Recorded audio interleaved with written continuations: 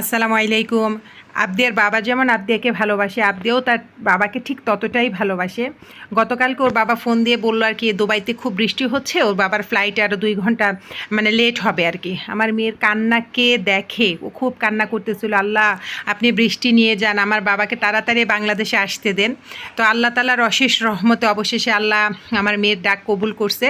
ওর বাবার ফ্লাইটটা মানে ছাড়ার পরেই কিন্তু দুবাইতে আরও বেশি বৃষ্টি হয় এবং অনেক ফ্লাইট ডিলে হয়ে যায় এবং আগামী 2 দিনও নাকি ফ্লাইট হবে না।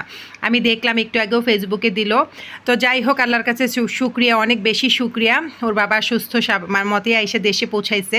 ওর বাবা আসার আগে ওর বাবাকে আমি জিজ্ঞেস করছিলাম যে আপনি কী খাবেন, কী রান্না করবো। তো সে বলছে কোনা দেশি খাবার রান্না করো।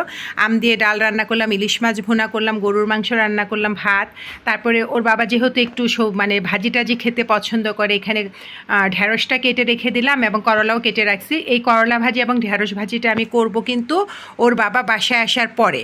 আমি বিকাল 6টা থেকে রান্না শুরু করছি। যখন 7টা বাজার 15 মিনিট বাকি, তখনই ওর বাবা ফোন করছে যে আমি এয়ারপোর্টে নেমে গেছি। আমার মেয়ের তখন কত খুশি দেখেন, ও রেডি হয়ে বসে আছে যে আমার বাবা আসবে, আমার বাবা এসে আমাকে জড়ায় ধরবে, আমি আমার বাবাকে দেখে খুশি হব।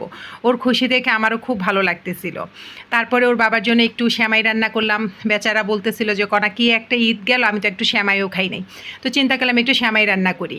এই যে ওর বাবা চলে আসছে, ওর বাবা এসে মানে ব্যাগ খুলতেছিল। তা আমি চিন্তা করলাম এখন যেহেতু গোসলে চলে যাবে, তাহলে তাড়াতাড়ি করে এখন ভাজিটা বসাই দিই। এই যে পাশাপাশি 2 চুলে আমি করলা ভাজি এবং ঢ্যাঁড়স ভাজিটা বসাই দিলাম। এর মাঝখানে আমার দেবরও চলে আসছে। তো ওর বাবা শাওয়ার থেকে আসার পরপরই বলতেছে কোন আমাকে ভাত দাও।